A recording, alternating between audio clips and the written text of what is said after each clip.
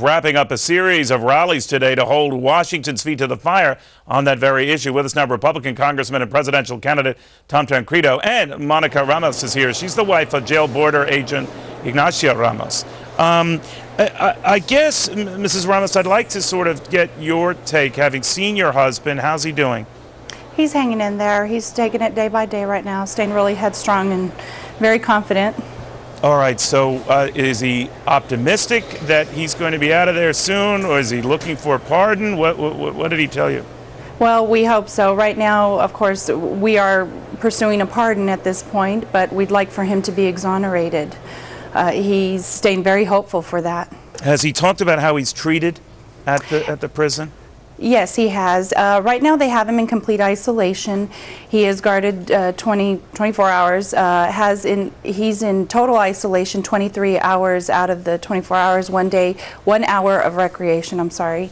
And he says they really are very supportive of him, so they're treating him very well. All right, I do want to go to the congressman, but was it your husband or Jose Alonso Campion who was roughed up a couple of months ago? It was my husband. It was your husband. Yes. And so how's he recuperated from those? He has recovered from that. That bell was He has recovered from that. Beautiful. It took quite a bit of time. All right, I'm glad to hear that. All right, Congressman, where does this whole thing stand? Well, I have been asking the Bureau of Prisons. Of course, I went down and visited Mr. Ramos just a few days after he was beaten up.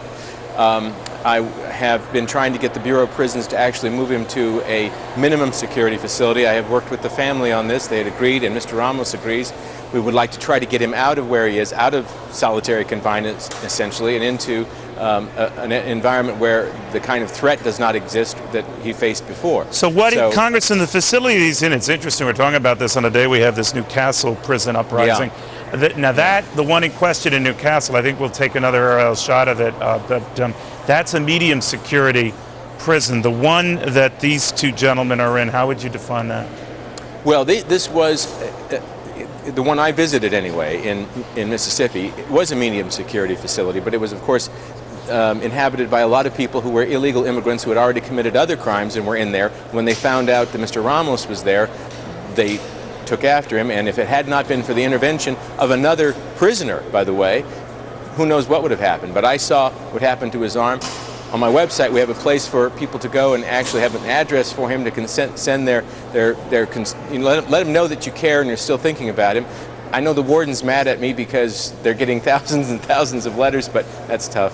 All right. Ignacio, did you get a sense from your husband about, now in so much solitary confinement for so long, whether that's actually worse than it was? Actually, yes, it is. He knows he's in there for his safety. However, what gets him through his days are the many letters that he gets.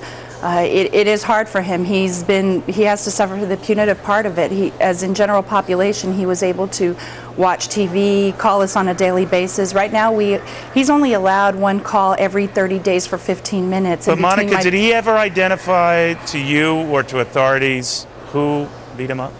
Yes, in fact, it's under investigation through the FBI. They have gotten all 5. All right, Congressman?